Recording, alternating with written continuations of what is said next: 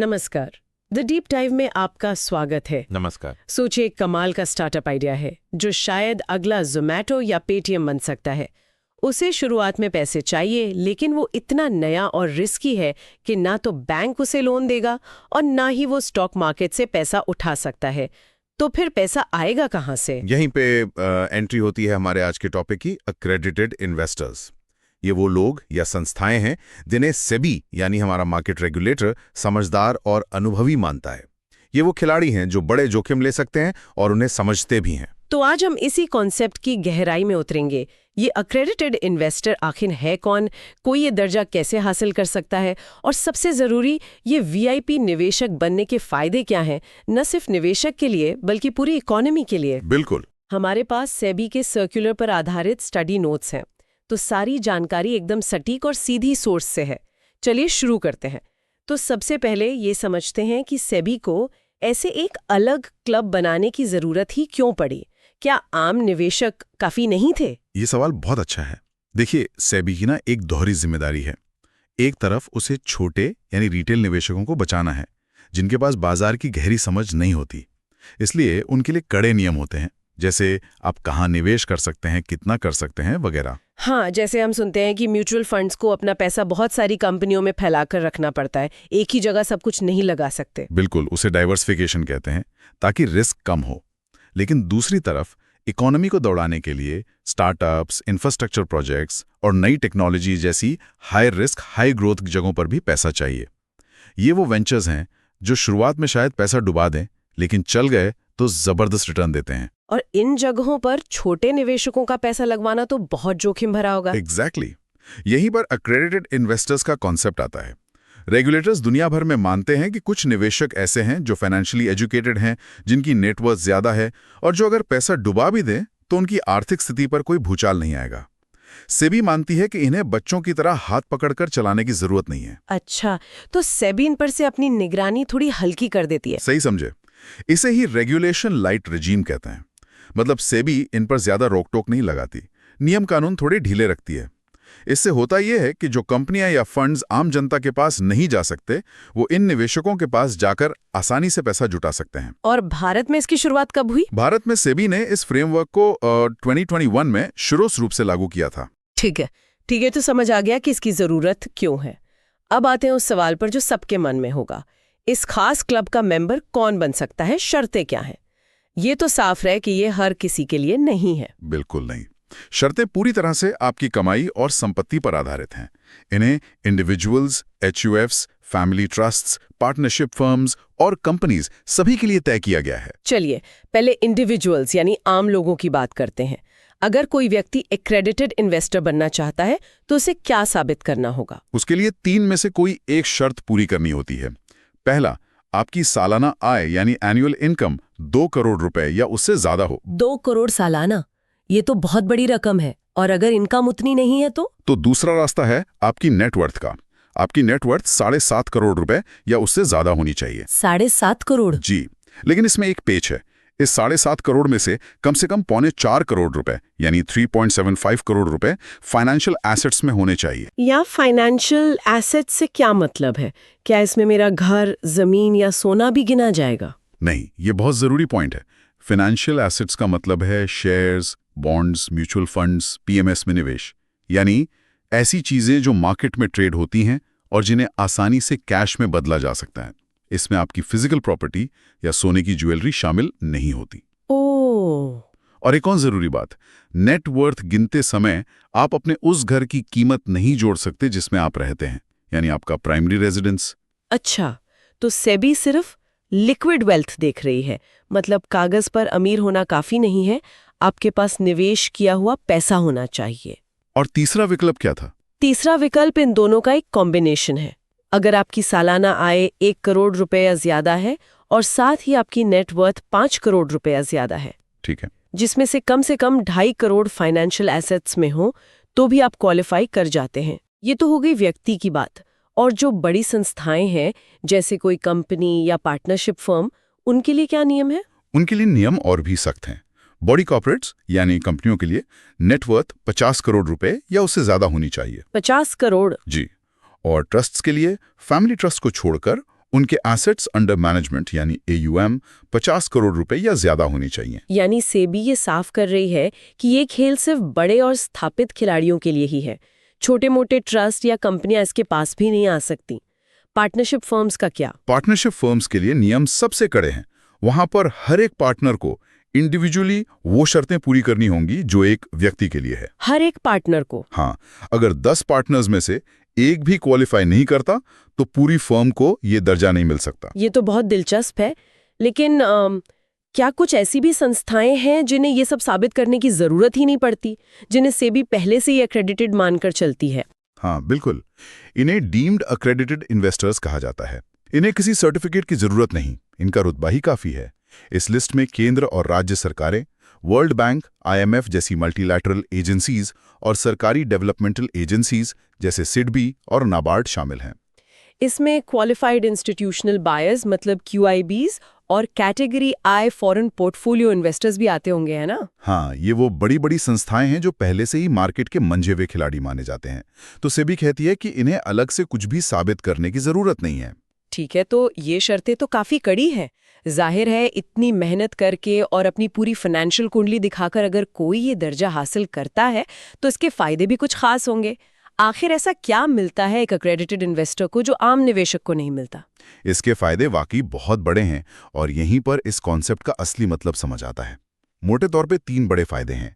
पहला, lower ticket size यानी न्यूनतम निवेश की राशि कम हो जाना। इसका क्या मतलब हुआ?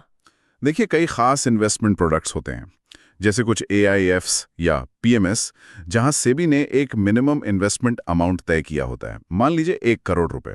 ये इसलिए ताकि छोटे निवेशक गलती से इन रिस्की प्रोडक्ट्स में ना आ जाएं। लेकिन एक्रेडिटेड इन्वेस्टर्स के लिए फंड मैनेजर इस न्यूनतम सीमा को कम कर सकता है। दूसरा फायदा तो शायद वही है जिसकी हमने शुरू में बात की थी, रेगुलेशन लाइट फ्रेमवर्क। बिल्कुल, इनके लिए कई रेगुलेटरी नियम जैसे बार-बार फाइलिंग करना, ऑडिट करवाना, इन सब में ढील दी जाती है। सेबी इन पर भरोसा करती है। और तीसरा और शायद सबसे बड़ा फायदा है कस्टमाइज्ड प्रोडक्ट्स तक पहुंच। Customized products? हाँ, यानी ऐसे निवेश के मौके जो सिर्फ और सिर्फ इन्हीं के लिए बनाए जाते हैं और आम जनता के लिए खुले नहीं होते। क्या इसका कोई ठोस उदाहरण दे सकते हैं? जैसे AIFs या PMS में इन्हें असल में क्या छूट मिलती है, और ये AIF और PMS होते क्या हैं? जरा आसान भाषा में बताइए। जरूर। EIF यानी ऑल्टरनेटिव इन्वेस्टमेंट फंड, ये ऐसे फंड्स हैं जो बड़े निवेशकों से पैसा लेकर स्टार्टअप्स, रियल एस्टेट या प्राइवेट कंपनियों जैसी जगहों पर लगाते हैं जहां आम म्यूचुअल फंड्स निवेश नहीं कर सकते। ये ज्यादा रिस्क और ज्यादा रिटर्न वाले फंड्स होते हैं। और PMS यानी पोर्टफोलियो मैनेजमेंट सर्विसेज। इसमें एक एक्सपर्ट पोर्टफोलियो मैनेजर सीधा आपका पैसा और शेयर्स मैनेज करता है, आपके लिए खरीद बिक्री करता है। ये म्यूचुअल फंड की तरह नहीं है, यहाँ पोर्टफोलियो सिर्फ आपका होता है। ठीक है, अब समझ आया। तो इनमें अक्रेडिटेड इन्वेस्टर्स को क्या स्पेशल ट्रीटमेंट मिलता है? AIFs में एक नई कैटेगरी बनाई गई है, large value fund for accredited investors. इसमें शर्त होती है कि हर निवेशक कम से कम 70 करोड़ रुपए लगाएगा। 70 करोड़? जी। अब क्योंकि इसमें सारे निवेशक ही इतने बड़े और समझदार हैं, तो सेबी फंड मैनेजर को जबरदस्त आजादी देती है। कैसी आजादी? आमतौर पर तो AIFs पर भी कुछ बंदिशें होती हैं। हाँ, आमतौर पर सेबी का नियम है कि कोई AIF अपना सारा पैसा एक ही कंपनी में ना लगा दे ताकि रिस्क फैला रहे। सामान्य AIFs के लिए ये सीमा 25% कैटेगरी 1 और 2 या 10% कैटेगरी 3 होती है। अच्छा। लेकिन इन खास लार्ज वैल्यू फंड्स के लिए ये सीमा सीधी दोगुनी यानी 50% और 20% कर दी गई है। मतलब फंड मैनेजर अगर चाहे तो फंड का आधा पैसा सिर्फ एक ही स्टार्टअप में लगा सकता है। ये तो बहुत बड़ा दांव है। और सेबी इसकी इजाजत इसलिए दे रही है क्योंकि वो मानती है कि इसमें पैसा लगाने वाला हर 70 करोड़ी निवेशक अपना रिस्क खुद समझ रहा है। अब आते हैं PMS पर। यहाँ चीजें और भी दिलचस्प हो जाती हैं। बताइए, PMS में क्या होता है? PMS में अगर कोई एक्रेडिटेड इन्वेस्टर 10 करोड़ रुपए से ज्यादा का पोर्टफोलियो बनवाता है तो उसे हाई वैल्यू एक्रेडिटेड इन्वेस्टर का दर्जा मिलता है और उसके लिए नियम पलट दिए जाते हैं। आमतौर पर कोई पोर्टफोलियो मैनेजर अपने क्लाइंट का पैसा अनलिस्टेड सिक्योरिटीज यानी जो कंपनियां स्टॉक एक्सचेंज पर लिस्टेड नहीं हैं उनमें ज्यादा नहीं लगा सकता। एक सीमा होती है। लेकिन इन हाई वैल्यू निवेशकों के लिए? इनके लिए कोई सीमा नहीं है। पोर्टफोलियो मैनेजर चाहे तो इनका 100% पैसा अनलिस्टेड सिक्योरिटीज में लगा सकता है। एक मिनट, 100%? मतलब किसी का पूरा 10 करोड़ रुपए ऐसी कंपनियों में लगाया जा सकता है जिनकी कोई पब्लिक जानकारी ही उपलब्ध नहीं है? ये सुनने में तो बहुत ज्यादा जोखिम भरा लगता है। क्या इसमें निवेशक के डूबने का खतरा बहुत ज्यादा नहीं है? बिल्कुल है, और यही इस पूरे कॉन्सेप्ट का सार है। सेबी ये नहीं कह रही कि इसमें रिस्क नहीं है। सेबी कह रही है कि ये निवेशक इतने परिपक्व हैं कि वे इस रिस्क को समझते हैं और इसे लेने में सक्षम हैं। यही वो सोफिस्टिकेटेड कैपिटल है जिसकी जरूरत देश की नई और उभरती कंपनियों को है। ये निवेशक ही उन कंपनियों को पैसा देते हैं जिन्हें और कोई नहीं देता। वाह, अब जाकर इसकी पूरी तस्वीर साफ हुई है। ये सिर्फ अमीरों के लिए एक सुविधा नहीं है, बल्कि इकोनॉमी में रिस्क कैपिटल डालने का एक सोचा समझा तरीका है। अब ये बताइए कि ये सर्टिफिकेट या मान्यता देता कौन है?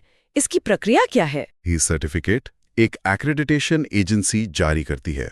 सेबी के नियमों के मुताबिक कोई भी मान्यता प्राप्त स्टॉक एक्सचेंज या डिपॉजिटरी जैसे CDSL, NSDL अपनी एक सब्सिडियरी कंपनी बनाकर ये काम कर सकता है। हमारी सोर्स मटेरियल के अनुसार मार्च 2022 तक ऐसी 2 एजेंसियां थीं।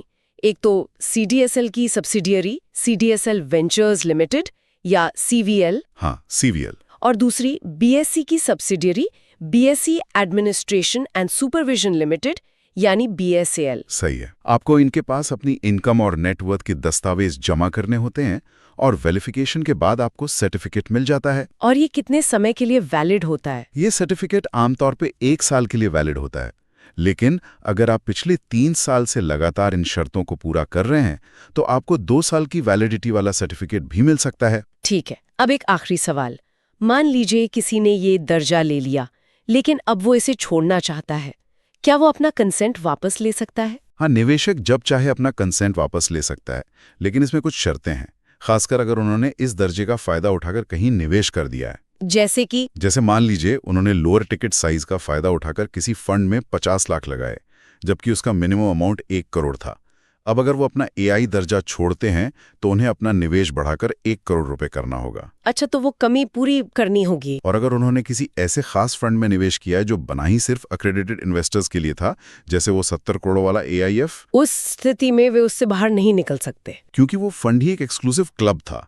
जब आप क्लब छोड़ रहे हैं तो आप उस क्लब की पार्टी से बाहर नहीं जा सकते जिसमें आप पहले ही शामिल हो चुके हैं। ये सारी बातें निवेश करने से पहले ही अग्रीमेंट में साफ साफ लिखी होती हैं। बहुत बढ़िया। तो ये थी अक्रेडिटेड इन्वेस्टर्स के पूरे फ्रेमवर्क पर हमारी गहरी पड़ताल। हमने समझा कि कॉन्सेप्ट क्यों लाया गया, कौन इसका हिस्सा बन सकता है, इसके असली फायदे क्या हैं और ये भारतीय कैपिटल मार्केट के लिए क्यों जरूरी है। बिल्कुल, असल में ये सिर्फ अमीर निवेशकों को फायदा देने के लिए नहीं है। ये सेबी का एक सोचा समझा कदम है देश की इकोनॉमी के लिए जरूरी लेकिन जोखिम भरे सेक्टर्स में पैसा लाने का। स्टार्टअप्स, नई टेक्नोलॉजी या बड़े इंफ्रास्ट्रक्चर प्रोजेक्ट्स को ऐसे ही सोफिस्टिकेटेड कैपिटल की जरूरत होती है जो शुरुआती नुकसान झेल सके। अक्रेडिटेड इन्वेस्टर्स का फ्रेमवर्क इसी पूंजी के लिए एक सुरक्षित और रेगुलेटेड रास्ता बनाता है। तो अब श्रोताओं के लिए सोचने के लिए एक सवाल छोड़ते हैं।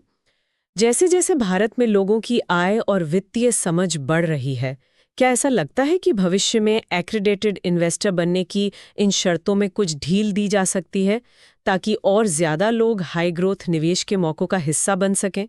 और अगर ऐसा होता है तो फिर छोटे रिटेल निवेशकों के हितों की रक्षा के लिए क्या नए सुरक्षा कवच बनाने होंगे? इस पर विचार जरूर कीजिएगा। जरूर। अगली बार फिर मिलेंगे एक नए विषय के साथ और करेंगे उसकी ऐसी ही गहरी पड़ताल। धन्यवाद।